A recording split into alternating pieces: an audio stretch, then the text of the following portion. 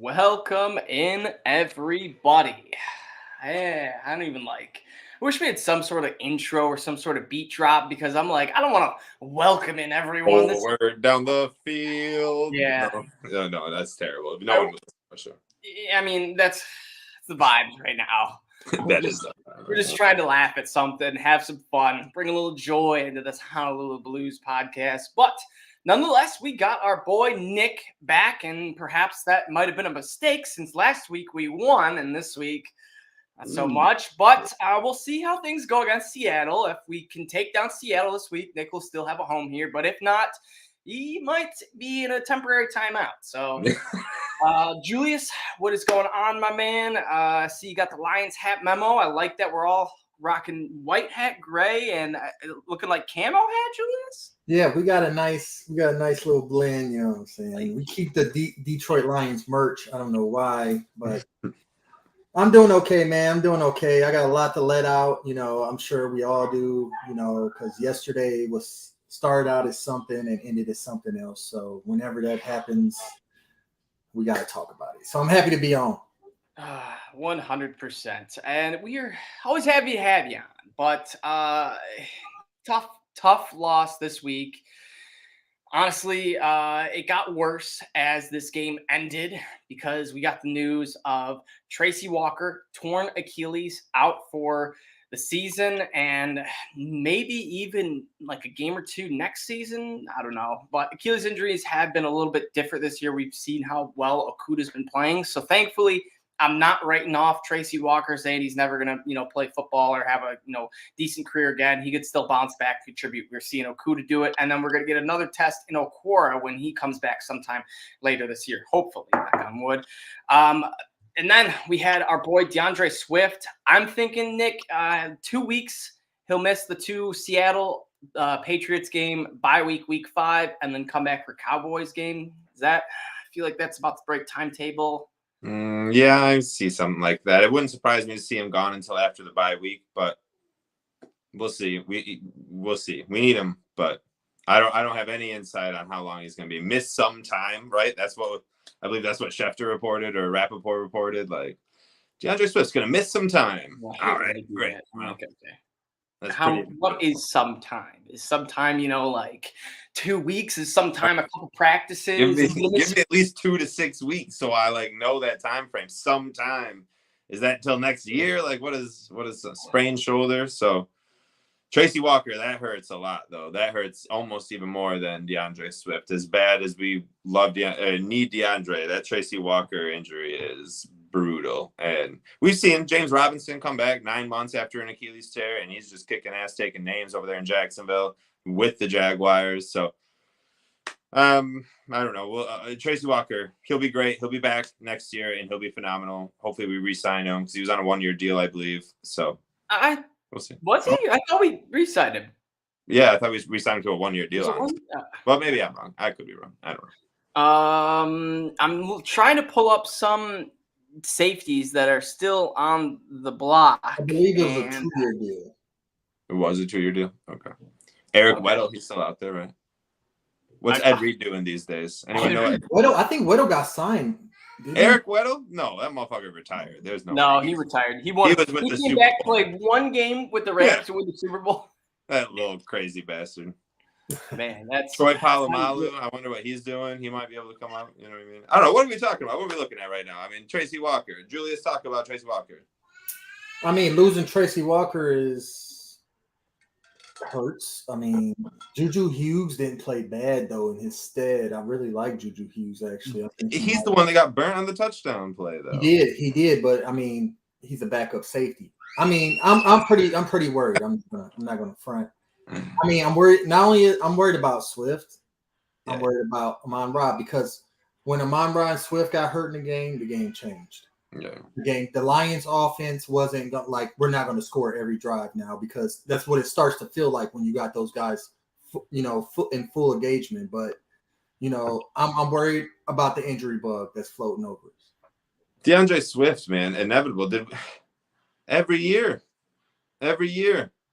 What's going on? He's just made of glass. He is explosive, right? He's great when he's on the field, but How long are we, like, what are we doing here? 4 to 6 games a year? I guess it's whatever, but. I know. I'm going to be. We can't do that. No, we can't do that. We need DeAndre Swift for 12 plus. We need him for 12 plus. He's that type of player. Yeah, exactly. Jonathan Taylor's out there playing 17 games a season, and we passed on him for Swift, and I can see why when Swift gets the ball in his hand. But man, his availability is not there. It's tough. Yeah, his first 2 seasons started 13 games each. Not the best, but I want to say I'm going to pull up us just see how long his the most games he's played in a row, because I think it hasn't been a lot. But nonetheless, and some lighter, happier news. Let's wish a happy birthday to our boy Jerry Jacobs. Don't know how old Jerry Jacobs is turning, but it is his birthday, and hopefully he's got a little birthday magic in him, and hopefully he's wishing all his birthday wishes for Lions to bounce back, him to bounce back to an elite corner, because honestly, we could definitely use him right now. Because I'm just gonna dive right into it. Amani O, that was probably, dare I say, the most shock, what am I watching type thing on just holding.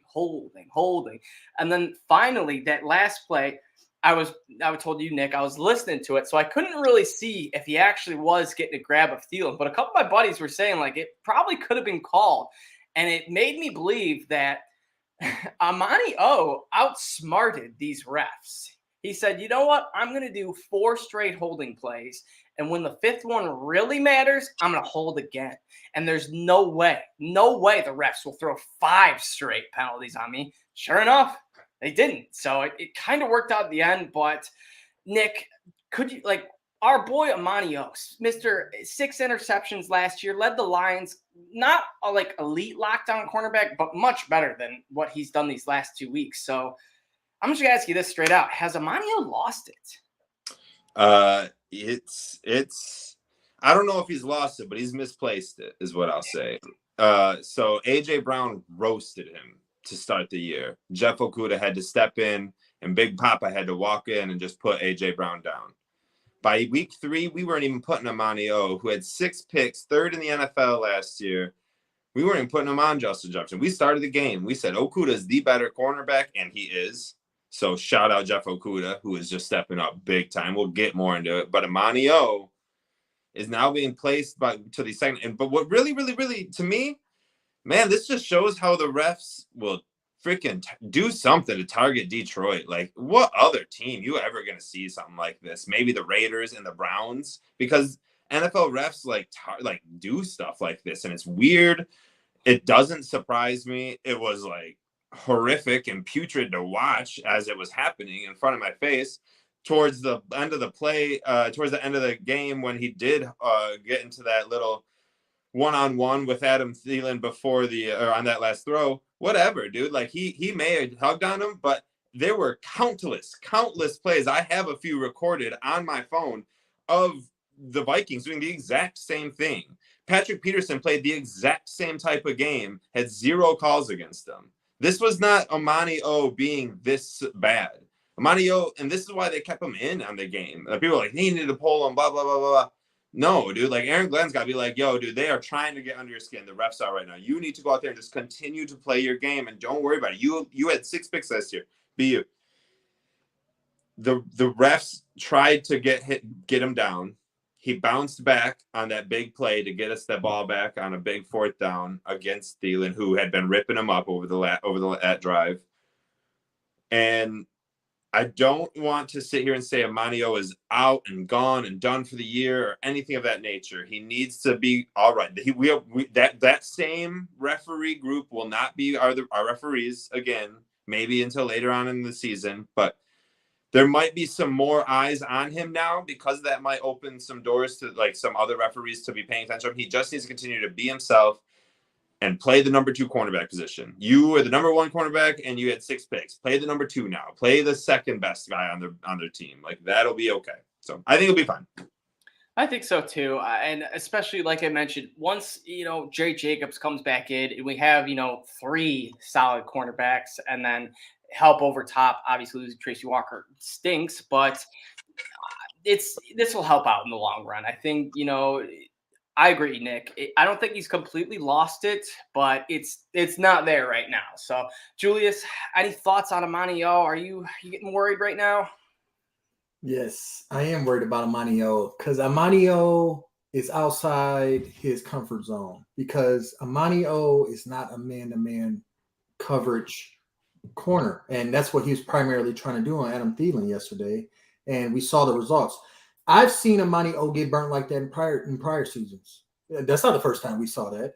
I've seen him get a couple flags drawn on him in a row for holding because he can't stick with his man.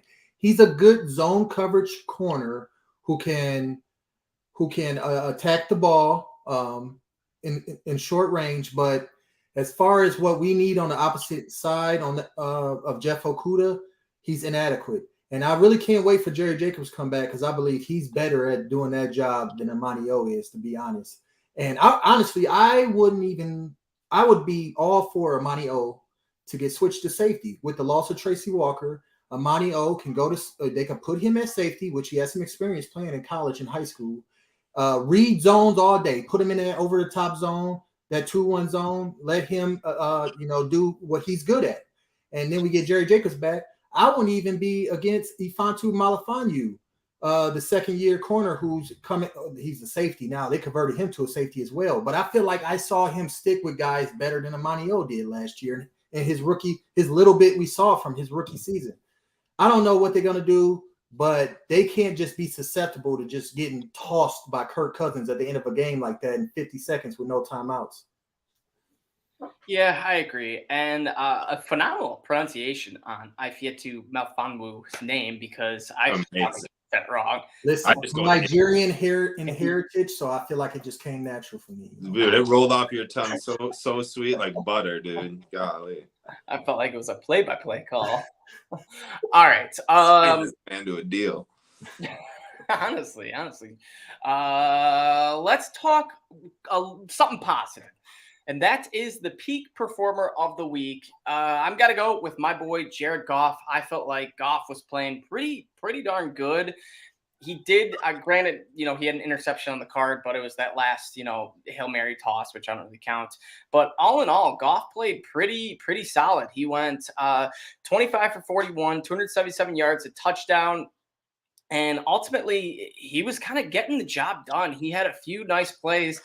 I didn't necessarily see it, but there was one, I want to say, fourth down conversion he hit, I believe, Josh Reynolds with, where he rolled out of the pocket and just looked at all his options and finally hit the right man. And it was like, this is what we thought Jared Goff was going to be every game, not just this one play. So it's nice to see that we're getting some flashes out of him and, some improvement, honestly, because this Jared Goff is a lot better than, week one's Jared Goff. So for me, he's my peak performer of the week. Julius, who do you got? My peak performer of the week is none other than our X Factor, Jeff Okudah, because the work he put in to get from where he was down in the dumps in the Patricia era, tearing his Achilles, having to come back, people doubting him, and boom, he shut down Justin Jefferson week 3 in Minnesota. It was a sight to behold. And it's very encouraging because I've been saying this, he's the X factor. If he plays well, that takes a huge load off to have a shutdown corner over there on the number one receiver that can help us win a lot of games. So he's my peak performer of the week. And shout out Jeff Okudah, El Jefe. Yeah, Jeff Okudah through 3 weeks. Week 1 against Devonta Smith, who just went for a career high, I think like 150 yards with 10 catches. Absolutely huge game.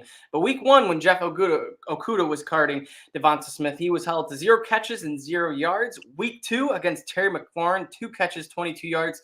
And of course, week 3, 3 catches, 14 yards. So I agree with you on that one, Julius. Our J-name boys are really stepping up. So, Nick, you got a different J-name, or are you going to side with one of us?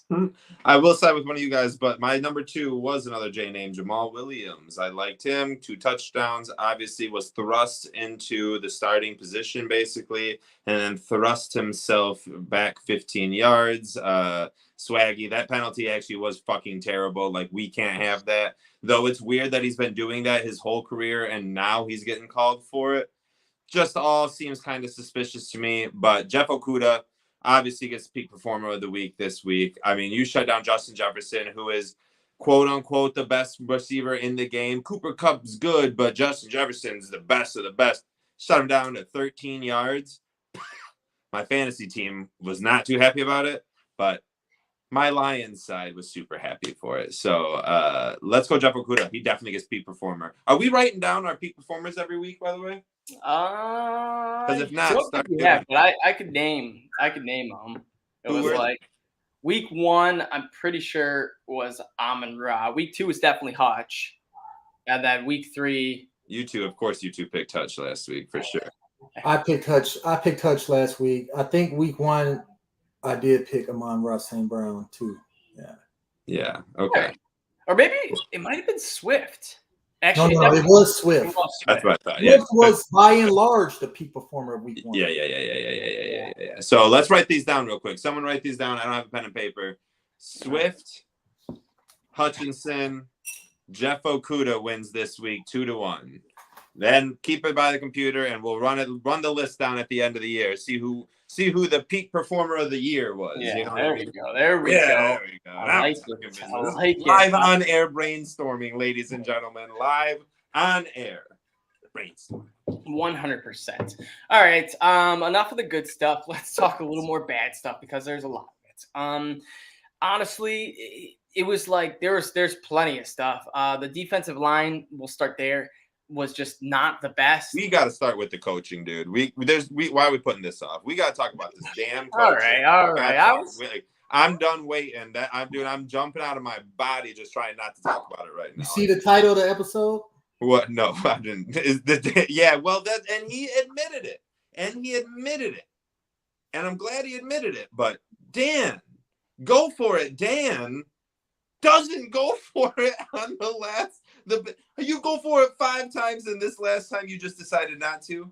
What? 6 times. He was 4 for 6, which theoretically, Siebert was 1 for 2, 50%. I don't know what 4 out of 6, 66%. Yeah.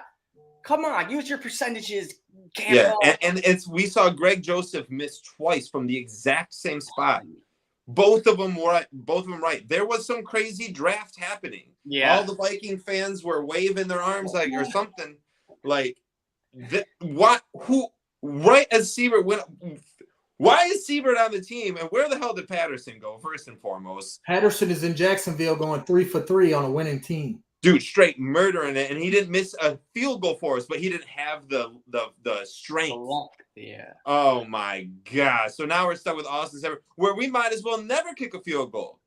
Literally, just never, ever, ever kick a field goal. Never, unless it's for the game winner. And even at that point, see if we can get re-signed to Ndamukong Suh. He'll kick just as good, dude. Like, what was that, boys? I sat there like 4th and 4. Yes, this is where Dan's gonna show everyone. It's like put up or shut up. Like he's gonna go for it, and we're either gonna lose or we're gonna win because he went for it on 4th down, and that'll be the whole thing. And he trots out Austin Sorbet, however the fuck his name is spelled. It's the worst, and we haven't even gotten into his game management that Adam and I had talked about earlier before the show started, which we should get into. And what do you guys think? What is going on? What happened on that 4th and 4th down? What happened? Yeah, so for me, it was like, I was just so shocked because we called the timeout, or maybe they called timeout. Nonetheless, the timeout was called. Okay, yeah, so it's like, there was part of me that was like, okay, perhaps, heat of the moment, it's, hard to make these big decisions, when you're on the road, which also he should have factored in. You're trying to make a field goal on the road. It's a little bit harder, at a roaring stadium than a quiet stadium. Would have been Dan Campbell's first ever road win as a Lions head coach. Still has never won on the road, just so everyone knows. But anyways, keep going, Adam. Yeah, so, and then 4th and 4, like I mentioned, we were 4 for 6 earlier that day. We were converting them, looking good. Like you mentioned, Nick, Greg Joseph wasn't hitting the field goal. And then part of me is like, even if he does make this field goal, I'm still pretty confident that Kirk Cousins marches down and beats us by 1. You Yeah. know, Yeah, exactly. was Like, like- what is that doing? and it came out. They did. You know, people love giving stats and percentages. So the official like algorithm NFL, you know, best percentage to, you know, choose what to do, it came out as 90% we should have punted. So that was the one that we should have done. Then 89.6% said we should have went for it. And then 85.4% said we should have kicked it. So 5% less than the top option. And that's, I know 5% doesn't seem like a lot, but it feels like a lot. I didn't even talk about the punt option. Punting would have been so much better. I still think we would have lost, but I mean, we should have went for it. But yeah, dude, there's so many more options. And not to mention, I know Jack Fox, he did have one sloppy punt on the day, but Jack Fox is our dude, man. We've seen him time in, time out. He had a couple good punts yesterday too. Yeah, he was drilling him inside the 5. Jack Fox is the punt god. Yeah, dude, he was killing it yesterday. Like, I don't understand what we were doing there. And then also, what Campbell, I don't know how someone didn't tell him this is the difference between a 3-point lead and a 6-point lead in like the last 4 minutes of a game is like nothing. Teams are so locked in on we have to score a touchdown. I will do whatever it takes to score a touchdown. 3's not even in my mind. That, you know, having 6 points over 3, it only matters in a situation where if it's 3rd and 10, quarterback gets sacked, and then it's 4th and 22, and it's like, all right, we kind of got to kick this field goal. We can't, you know, go for it. So for me, oh man, this was just right when Siebert stepped on the field, Dan Miller said, and they're going for the field goal.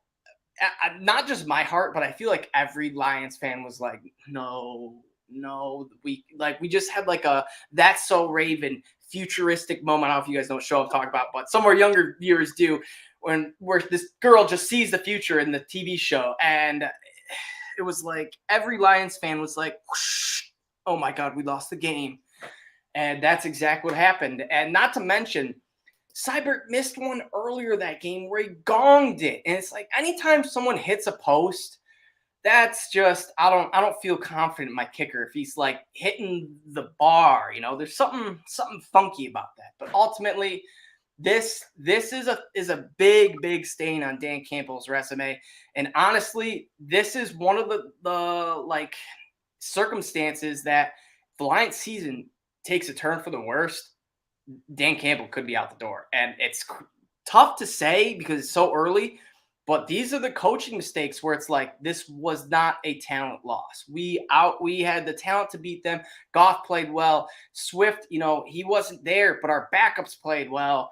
You know, Okuda shut down Jefferson, and it was all there, and just it was a coaching mistake. So we saw it happen, you know, couple weeks prior to with Nathaniel Hackett. Granted, his was even wackier, kicking a 64-yarder. I would have probably drove down to Detroit or Minnesota and came for Campbell's head if he would have tried a 60-yarder, but 52. My thing is anything over 50, if your kicker is not lights out, Justin Tucker, Jason Hansen, try to go for it. Try to find an alternate outcome. But Julius, give me some thoughts. So at the live time point of the game, at that 4th and 4, and they were about to go for it, I thought they were going to snap the ball. I didn't think that timeout was coming. I was immediately pissed about the timeout because we had them on their heels. The defense was tired. It's late in the game. It should be an easy decision. You 4 or 6 from 4th down. Okay. Now the secondary decision of that would have been to punt the ball. Pin them, let Jack Fox put them at the 5-yard line and try to drive the field in 40 seconds with no timeouts. I'm cool with that. But after they called the timeout, I didn't feel good. I was like, what is Dan Campbell doing? What is he doing? And then they brought the team back out like they about to try to convert. I got all nervous again, hoping I'm going to see, you know, Amon-Ra quick slant for the end of the game. And boom, they do that little weird switch off with the field goal team. They did it earlier in the game too. I don't know why they do that. Like it's not tricking nobody. You're wasting time. So, and then they bring the field goal team out, and I'm like, oh my God, I'm going tunnel vision now. There's no way he's going to make this kick. He missed the shorter one earlier in the game. Listen, I could not believe it. As I watched the field goal miss, I knew they would lose. As soon as the field goal missed, I knew the game was over, and I immediately looked at Dan Campbell. Okay, I like Dan Campbell. I like him. He motivating. The guys listen to him, you know, and they believe in him, and he has a nice coaching staff. But listen, if he has an issue with this kind of pressure late situation, and he is indecisive and don't know and don't really have an identity at that point, he's not going to last in Detroit. Because if this happens again, I'm calling for him getting fired. If this exact situation happens again at the end of a game, where it's that putrid of buckling under pressure bust pipes. In the NFL, you got to have strong pipes. I thought you had strong pipes, Dan Campbell. I hope you got strong pipes. Dan Campbell needs to reassess himself. He needs to look inside, talk to his coaching staff, and decide who he is as a coach and who he's going to be. If he's going to be aggressive, go 4 for 6 on 4th down, push this team to win, then be that way. And don't buckle under pressure, because if it happens again, I promise he's going to be a bad coach. We're going to fail. We're going to need somebody else, and it's SOL. Dan Campbell, please prove me wrong. Woo! That's fiery. I like that. I agree, Julius. These are the things that, like, I just don't want to see it. One time, okay, but I don't. No 3 strikes and you're out. I've dealt enough with these. It's like, I love Campbell, but if he's not the guy, then he's not the guy. So Nathaniel Hackett, head coach for the Denver Broncos, who just beat San Francisco, literally went out and hired someone, I can't remember his name, to be his game management like position. Right. Have somebody in the ear. Just Dan, like if it's okay to admit, you know, that, you know, you have a problem, like that's the first step, dude. So maybe we should think about that. But Dan normally knows what he's doing, normally doesn't buckle on pressure, normally goes for it out of loyalty, like so much to a fault at the beginning. And if he would have went for it, and we would have went for it 7 times this year, this week, that'd have been like, I mean, that is crazy. We're like the only reason I feel like we're getting upset, and we have the right to get upset, is because Dan has now, you know, prone us to this. That's what we're to expect here. Like, and you do that 6 times throughout the game in some crazy, inopportune times, and you still do it, and you're like, wow, Dan Campbell, you're nuts, dude. But I like that. You know what I mean? We need someone who's nuts to be out there. But then, like you said, Julius, right when it comes to pressure, you can't buckle and then try to go with the social norm, go with the status quo. That's not what got you to this position. We wouldn't be winning right now without you. It seemed like Matt Patricia had taken over coaching for the Lions with the way we were running it. Jamal Williams was running right into the back of our center or our guard for that entire last drive. We got 0 yards on like any run. Everything had to be a pass. And then we try to kick a field goal with, oh my God, dude. Like, I can't even believe Cybert's got a job. Like, he can't have a job anymore. Like, Dan Campbell. Yeah. Does he trust Austin Seibert more than Jared Goff? There's no way. No, he can't trust Seibert with anything. Go get Rodrigo Blankenship. He is a free agent. Go get Blankenship. What are we doing right now? He might not be able to kick it 67 yards, but he can kick it down the center for 52, 53, and that's what we needed to win yesterday. I don't care about Seibert's long. Like, why do we even care about a kicker who can kick it long when we're going for it on every 4th down anyway? Like, what is the point? Right now, I just want a kicker who can hit the automatics from 50 and in. And other than that, we need to be going for it. That's just the end of the story. If you know. Well, you're 100% right, Nick. We just and the thing that I pull up a couple quick stats here while you guys are talking, and it shocked me even more because the Lions start out on their 2nd drive, 4th and 5 on the Minnesota 32. Lions go for it, 4th and 5. Amon-Ra 30-yard pass down to the 2-yard line, and then so there's 1, 4th and 5. We get it. Next one. That would have been a 2-yard field goal, just so you know. Yes. 4th and 5. Mm-hmm. Jamal Williams, run. I think it was like an 8-yard run. He gets the first down. Next one, 4th and 1, 17-yard pass. We get it. First down leads to a touchdown. 4th and 4. Dan Campbell decides to punt it. I believe we're on our own 42. Dan Campbell decides to punt it. Fox puts it on their 8-yard line. So, like, 3 amazing outcomes of 4th and 4, 4th and 5 we had done earlier the game, and it just flew out of Dan Campbell's head. And I don't know, maybe this is like lack of coaching experience, just not, being as confident. But I don't know. If it was me, or if it was Nick, or if it was you, Adam, we would learn from this. Mm-hmm. Mm-hmm. The next time we in that type of situation, we will remember this Vikings game and the mistake we made. Mm-hmm. That's all I got to say. If he can't learn from it, he's not the man for the job. So I'm not calling for his head right now. Let him prove to us that he can learn from this. I think he's a tremendous coach. He had it was a SOL type of loss for the Lions fans, but for Dan Campbell, it was his first real, one of the top 3 bad losses. And that should only empower us. We get Seattle back at home. We should be back on fire. And then we really don't have that hard of a schedule outside of the Bills and the Dolphins. Easier. And it's been getting easier too, with Mac Jones now getting banged up. Dak, we know, might not be there. Seattle just ultimately, Geno Smith isn't anything. So, and the 2 good teams we played so far, Philadelphia, who look like the best team in the NFC, and Minnesota, who probably a playoff team. I'm not really sure at this point, but we played them to the wire, and you could have make an argument we should have won both, especially the Minnesota game. But that's what we did all year last year. Yeah. We played everyone to the wire, and we should have won these. And you can say this and that. You gotta win. Jacksonville didn't let Los Angeles stick around last night. Jacksonville put their foot on their throats and literally just stomped their face into the ground. And that's how we're going to win games. No more of this 24-14, but that's what's just going to happen with Jared Goff. This is what I've been saying, is Jared Goff is going to do just enough to get us to the playoffs or get us 10 wins this year, because we're playing such a crappy season or crappy team. We're playing crappy teams. And he's going to look just all right enough where people are going to be like, well, give him another weapon. Just give him one more weapon, one more offensive line. He'll be an MVP. No, this is Jared Goff. He doesn't put that. He can't.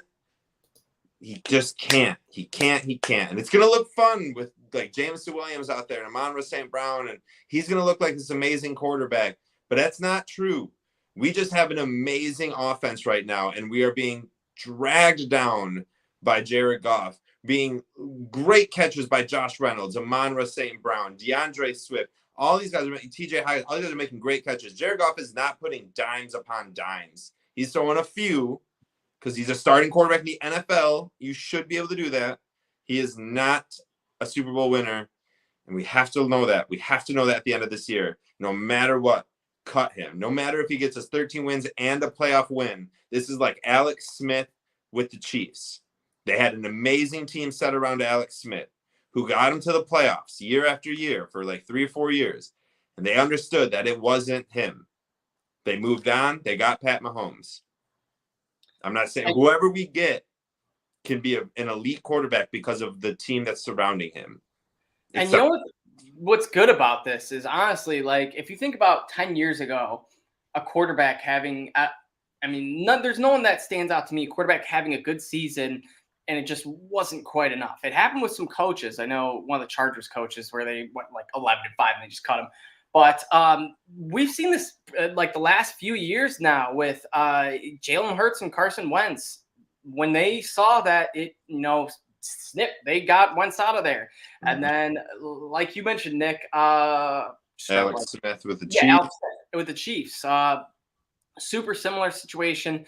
And then there's been Joe Flacco and Lamar Jackson. Flacco was a Super Bowl winning quarterback, but they had Lamar. And granted, in these circumstances, they did have a quarterback in place. But I don't know if you guys have been paying attention, but there's at least 3 to 5 legit quarterbacks coming out in this NFL draft. If it's Bryce Young, CJ Stroud, Anthony Richardson, Will Levis, and there's a couple other ones, Hendon Hooker. These are all playmakers that could honestly, become like a Jalen Hurts dual threat quarterback, in which this is kind of the new wave of the NFL. So I agree with you, Nick. I think Jared Goff would have to do perform a miracle to stay on this Win team. a Super Bowl. Win a Super Bowl. Yep, that's about it, honestly. And even getting to a Super Bowl, there would still get to the Super Bowl, and we saw the team cut him, which is another great example. Of what we're talking about. Cut him to get Matthew Stafford to win a Super Bowl. And it worked Jared out. Goff will never win a Super Bowl. He will never win. He doesn't have that clutch gene in him. He is really good at building points, never good at being clutch, which is so different than what we're used to, because Matthew Stafford was always so bad at building points and then just throwing a ton of points together at the end and winning games. And it's like, oh my God, we shouldn't have won that, but we did. That's great. Where Goff has us like, ooh, we should win this game. And then the second half just, he can't make adjustments in game, no matter how much in-game adjustments Mike Brunell or Dan Campbell or even at the time Anthony Lynn or Ben Johnson or whoever does. We know what Jared Goff is. There is no more. We saw ceiling Goff with the Rams. We're just trying to get back to ceiling Goff.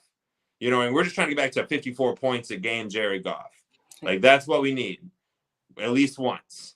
Yeah, it's about right.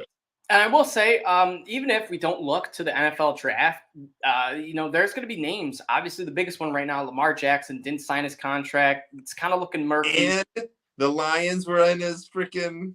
Yes, one of his 3 teams. And that tells me that, Dan Campbell, he might not be winning games, but he is changing the culture of Detroit. And we saw Tyreek Hill came out and I believe, he quote tweeted Amon-Ra when Amon-Ra was, being interviewed last week and was like, how many catches did Dynamic Brown have? How many yards did he have? Oh, no. Okay. And they were like, you were watching him? And he goes I didn't see him in the game. And it was just the most I don't want to say petty, because he has every right to, have that attitude. But it was just you're that dude, Amon-Ra. You don't ever let him forget. And Tyreek Hill loved it. So I think we're going to see more superstars start to, pour into this Detroit Lions, we got to win. We got to win. And that's the biggest one. So, and then I will say, Lamar Jackson comes. Oh, it's I'm buying jersey. Oh my! Especially with Amon-Ra, Lamar, Swift. With this offensive line we got constructed right now, Lamar Jackson would eat. And honestly, I truly believe that's why he said Detroit. He saw our weapons, saw Dan Campbell, was like, you know what? I would have a fun time here. And what quarterback wouldn't want to have Amon-Ra St. Brown and Jameson Williams, dude? Those two are so lethal, and they're lethal because you ain't even got to throw the ball 60 yards. And then you got your wide receiver 3 and 4 at Reynolds and Shark. Neither of those are anyone to write home about, but your 3, I think. I would take either of those as my 3. No, I like that we think of this because we're Lions and we're biased, but Josh Reynolds wouldn't even be a top 5 wide receiver on any team except for a Jared Goff led team. And DJ Shark is a wide receiver 4 anywhere else, but he's a wide receiver 1 with Detroit. So I don't know. Woo, let's go Lions. Fair enough. We'll root for DJ Shark's definitely a wide receiver 2 on any, or 3. Okay, maybe a 3 and maybe a 2 on on one other team, 2 other teams. But he's not beating out Robbie Anderson in Carolina. What I mean? Yeah. I guess he'd be wide receiver 2 in Atlanta. You know what I mean? That's about it. Fair enough. There's probably a couple teams you can Tampa, definitely, But all right, one other thing, the clock management, Dan Campbell, this was just, I don't know. This was very weird to me, in which I feel like he definitely could have milked the clock more. We had a 10-play drive in which the Vikings just scored a touchdown to make it 24-21. Lions had an opportunity to, end them, score a touchdown, go up 31-21 with, a couple minutes left. And I will say, this is interesting because we went for it on 4th and 1 on the Minnesota 30. which we could have taken the field goal. And had we have taken that field goal, I would have been 100% okay with kicking another field goal, pushing it to a 9-point score, but doesn't matter. So 4th and 1, Jamal Williams gets stuffed at the line, turnover on downs. And this was a 10-play drive that only chewed off 4 minutes and 20 seconds when the Lions had a previous 10-play drive chew off 5 minutes and 20 seconds. So a whole minute we could have probably chewed off. Dan Campbell said already that he didn't want to mess up the team's tempo. He liked how Jared Goff and the offense was gelling. But for me, I get that. And, if Goff's doing well in that, tempo, then keep it that way. But just let Goff know, like, hey, if you want to nick a couple seconds off and just scan the deep, do one more head scan, one more audible call, you got time. You don't have to, stay locked into this. All right, I got to snap it at 10 seconds, 11 seconds, because there was a couple times where the Lions, we just didn't drain it down to 1 second. And lost Adam. And that's such a cliffhanger. And what? All right. Well, I'll take over real quick. That game management was this. Just chalk it up to another Dan Campbell mistake for this one. That's why it's the DCL right now. Dan Campbell lost. Though I don't know if you saw that. Like, did you notice that there were plays on that last drive there where we ended up kicking that field goal for the 4 and we missed it? There was a play I remember specifically. Jamal Williams ran the ball for 0 yards, and then Jared Goff and whatever, they all get in the huddle. And Jared Goff has them running up to the line and then calls the play with 13 seconds to go on the play clock. And what? Who's Adam? Where'd Adam go? Shit, I can't blame him. Anyways, there's 13 seconds to go. It seems like Jared Goff should have been Dan, I know you're trying to keep our momentum and our pace up, and I like that. I do appreciate that, but I'm trying to win this game. That 10 seconds is vital. I'm going to scan this, like Adam said, and I'm going to kill that 12 seconds of that time and call it. I don't know. Did you see that? Did you notice that at all? I did see it. I felt it, to be honest, because the clock was just not getting ate up. Our running game, they were stacking a box, right? They were not going to let us run the clock out. No. They were not. They're going to make Jared Goff beat them. Yeah. And we decided to run anyway. Dude, it was man, Patricia, we kept running at it. Yeah. With Jamal Williams. If anything, put Craig Reynolds out there and give him a pitch. Why are we going this up the gut fullback dive? Because we wanted to chew the clock. That's what we really wanted to do. And Ben Johnson must have felt that running the ball was our best chance to get first down. I wish I would have saw Ben Johnson react the way that I saw Ken Dorsey react after the Bills lost, because that's how furious I was, and that's how furious Ben Johnson needed to be after that play calling.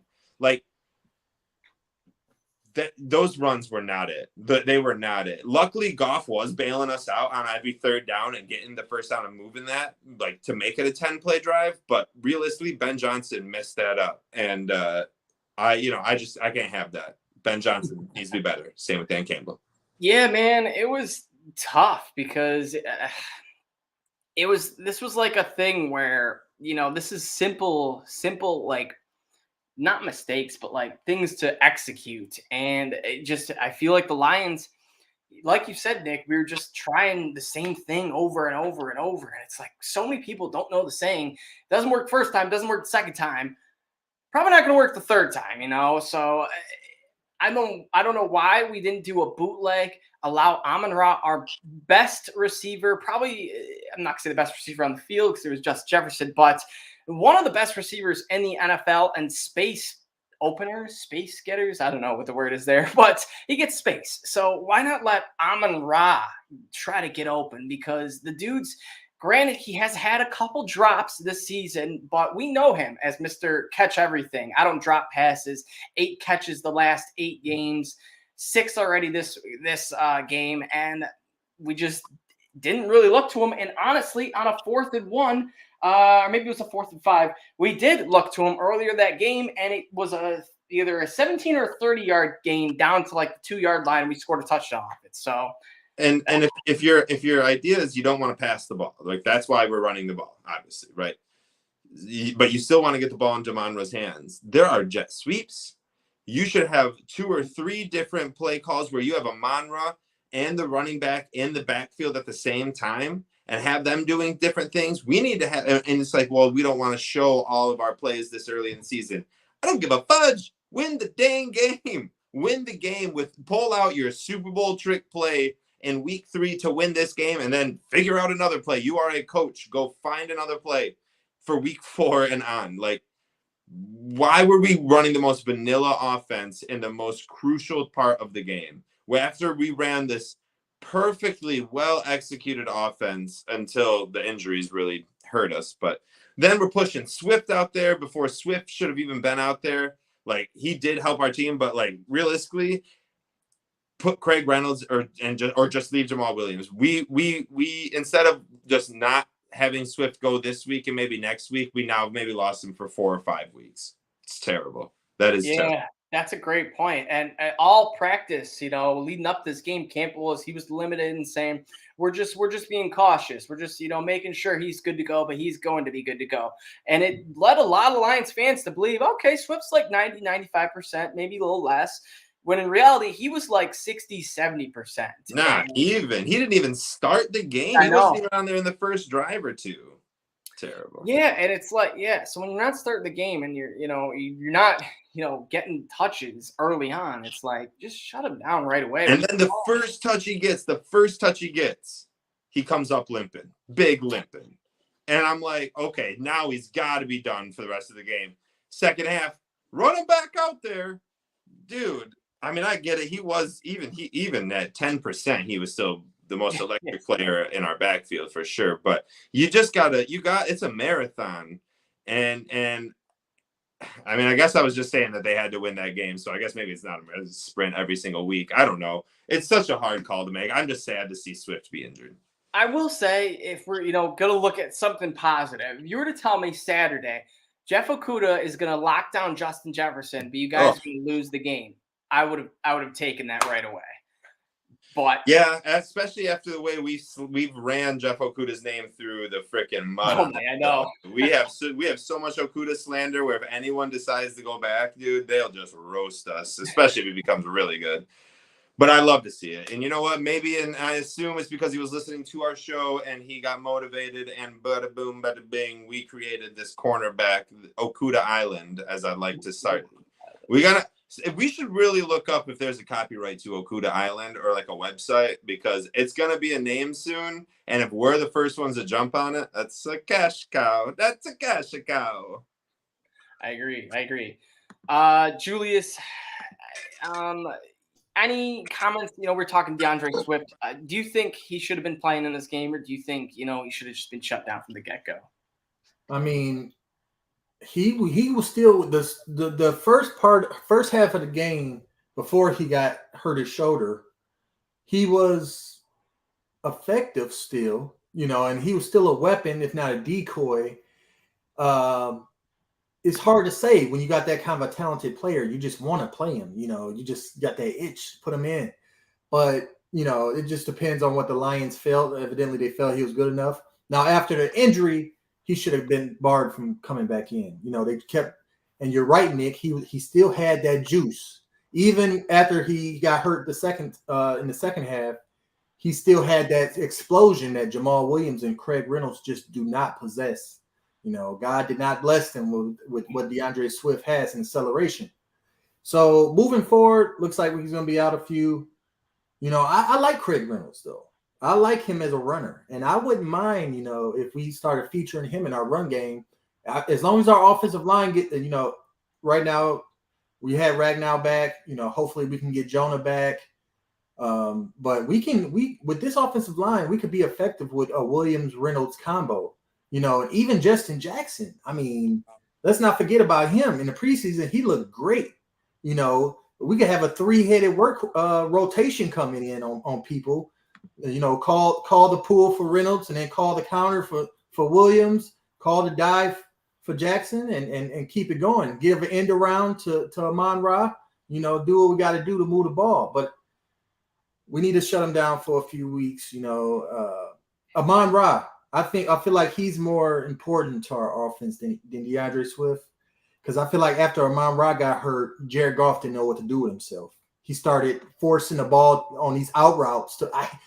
Do y'all notice that when Jared Goff he gets nervous and it'll be an out route, he'll try to force it on the outside and either overthrow him, underthrow him, or it gets broken up. He gets locked in.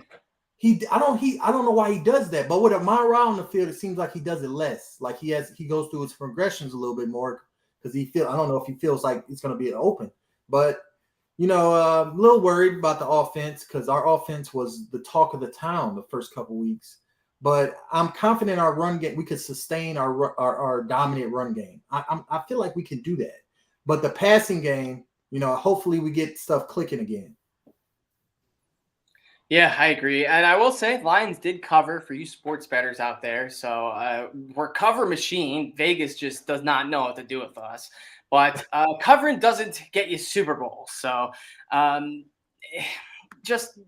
then real quick, Nick, I was thinking about where you're talking about with, why not any jet sweeps or getting tricky with, nothing, do something besides a wham up the middle. Because last week we saw Amon-Ra lead the team in rushing off of one carry on a jet sweep, and it worked out perfectly. So even if it's not, a jet sweep, just have some sort of motion because Amon-Ra is at that point where when he goes in motion, everyone goes, oh shit, this is it. And it's just a distraction. Even if you're not giving it to him, it's a distraction. So I would like to see Campbell use his weapons, even if, Swift out there, send Swift in motion. And like when both Swift and Amon-Ra are healthy, I'm praying that Dan Campbell puts them both in the backfield because we're seeing this a lot now with guys like Justin Jefferson, Deebo Samuel, etc. line up next to the quarterback on a tight T formation, and they run a wheel route. And you either have the linebacker try to stick with them, or you have a safety that's just already way deep. And a lot of times it works out. And I think Justin Jefferson, he tried doing one, but Okudah covered him perfectly, and it just wasn't there. So I want to see some more trickery out of Dan Campbell. We see it, a little bit, so I know it's there, but I have more than once every, 2-3 games. I think that's Ben Johnson. I don't think that's Dan Campbell now. Yeah, okay. Very true. So Ben Johnson or Dan Campbell, whoever, is calling the plays. I will say I wouldn't be surprised if Dan Campbell, brought some of that trickery from last year into this year because he was running, having trick plays with Amon-Ra, doing reverses, double reverses. Well, we already did like an onside kick this year and stuff. We throw in a lot of the trick plays. The Amon-Ra, he had a end around that went for 60 yards last week. They got it in their playbook. I can't wait to see Jameson Williams running 5 routes out the slot because I think that's going to take pressure off Jared Goff and it's going to open stuff up for everybody else. Jameson Williams is going to be so amazing. And honestly, I think he's been forgotten, honestly, because this offense is, 30 points, 17 straight quarters, scored a touchdown. We're looking good. It's just been, the defense has been holding on. Even this week, 24 points, that should be enough to win any game. And we talked about this last year. If, Jared Goff had just scored 24.1 points per game each game, he would have won, I think, 10 games, enough to make a wild card spot. So he's done enough this so far. So ultimately, once we get Jameson back, I think this offense could take another step, as crazy as that is. And even if, we're not putting up more points, we'll still have, I think it'll increase our time of possession just because, more playmakers you got on your team, the more, you're going to be holding the ball on. So keep the defense on the sideline as long as possible. And I guess that's just the way the season's going to go, as weird as it is. So. Yeah. But we got Seattle next week. I will be heading to Detroit to check that game out. It's going to be one of the first 11,000 fans there, 10,000, 15,000. I don't know. One of the first fans there because they're giving away Amon-Ra St. Brown bobbleheads this game. So I need to get an Amon-Ra bobblehead, add them to my Dan Campbell bobblehead collection that I've already got going. So Seahawks. Obviously, no more Russell Wilson, so that's huge. It's going to be Geno Smith starting. Pretty much DK Metcalf and Tyler Lockett are their only big playmakers. I will say they do have a Michigan State alum, Kenneth Walker, and a solid, I don't forget where Rashad Penny came from, but first round pick Rashad Penny, who, they can't San make. Diego State, I think. Yeah, something like that. San Diego State, yes, yeah. Yeah. Look it up real quick. Look Anyways, it up when I'm talking. Nonetheless, they not probably our weakest team that we're facing. The Redskins weren't, the Commanders weren't that good, but I think they're probably a teensy bit better than the Seahawks. So, Nick, what is one of your keys to victory? Key to victory. Realistically, we just have to be able to control the clock without DeAndre Swift. Jamal Williams, 25 carries for 80 yards really ain't gonna do it. Like, that's just not gonna do it. And I'm pretty sure that's right around where he finished last week. So I don't like that. I want to see us be able to run the ball better. Other than that, we just got to be ourselves and play true. We should smash this game. Like, I want to win this game 38-5, but it's not gonna happen. Like, I have a feeling my final prediction is Lions win 28-27. Yeah, and honestly, we saw it last week, and even like all 3 weeks. Seattle, I mean, their offense isn't terrible. Like I mentioned, they got DK Metcalf and Lockett. When you got weapons like that, you can score points. So they did lose to Falcons, I think like 24-27, but it was, relatively high scoring. So as long as the defense doesn't give up, I want to say, like, as crazy as it sounds, like 27 or more, then we should be fine, because I'm pretty confident in our offense being able to post 30 plus on the Seahawks defense, just because, they don't really have anything going for them. But ultimately, I think Okuda shutting down DK, that's probably going to be the biggest thing, because if we can take DK out like we took Justin Jefferson out, granted, they do have Tyler Lockett, but that's about it. The Vikings, they had, Dalvin Cook and Thielen, and Seahawks, they just don't have enough weapons. So you take out their best and it should be smooth sailing. So Lions are a 6-point favorite. The first time they are a favorite since the Commanders game, which was like the first time in 25 games, NFL record, as shocking as that is. But last time we were favored, we got the job done in a win. So Julius, back at it, 6-point favorites. Do you think we cover? Did we get your position, Adam? Or you're gonna follow up? No worries. I'll follow. We'll do it at the end. Yeah, I think the Lions are definitely going to cover. I'm not picking against the Lions not covering, because they're cover gods. But as far as this game goes, one thing I want to see that I thought I was going to see against Minnesota, but was very much disappointed, was sacks and more pressures on the quarterback. We got pressure on Kirk Cousins, but we didn't get home enough. I think Anzalone got 7 quarterback pressures. 7 quarterback pressures. Anzalone had the lone sack on a sneak blitz. No, I need to see that pressure we saw against the Commanders, because Seattle's offensive line is mediocre. Seattle's offensive weapons outside DK Metcalf and Tyler Lockett is less than mediocre. And Geno Smith is a career backup. So I don't care. I don't care. Aiden Hutchinson, put your ears back, son. Jeff Okuda, put your ears back, son. Malcolm Rodriguez, put your ears back, son. I don't want to give up more than 10 points to this team, and I want y'all to be mad about what happened at the Minnesota game and come out in front of the home crowd, which will be lit. And like Nick said, I'm looking, 38-10, you know what I'm saying? But I predict Lions 30, Seattle 17. I like it. And I agree. I think we're going to post a 30 bomb. I'm going to go 35-20. I think Seattle's going to get some field goals, some ticky-tacky points here and there. But ultimately, I think the boys are going to come out roaring and just looking good. So 35-20 is mine. Over under, I will say, is one of the higher games this week at 52. So there he is. All right. Got my boy Andrew here to make a special game prediction. So, Drew, What do we got for the score? Lions versus Vikings game prediction. What was it? Lions versus Vikings. What's the score? Or Lions versus Seahawks? Who wins? Seahawks. Seahawks? Oh man. Yeah, A like- dagger. Yeah. He's going with the Seahawks, folks. He's a true Lions fan. He knows. He knows. Yeah, he doesn't. He's been through it all. But he knows how to hopefully win. that's not the case. Hopefully the Lions pull it out.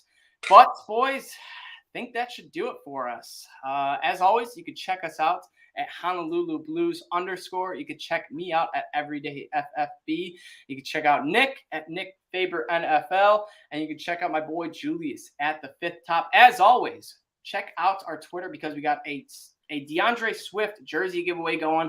It's probably going to be going on a couple more weeks longer than expected. So we might make a little tweak to that because we were going to give it away once he hit 500 total yards, but it's going to be out in a couple weeks. So don't want to do that. More people to vote. More people to get into. That's true. That's true. We'll delay it. That's Well, fine. boys, on to next week. Let's hope we're back at this victory dub, and let's hope we still. So can last do chance, it. Dan. Last chance, Dan. Let's go I like it. Last chance, Dan. Go Lions. No, we love Dan. He's here all year. Not last chance. Dan, you're here for the year. You're here for the year. I know. Good point, Nick. He could be listening to this. So Go Lions. go Lions.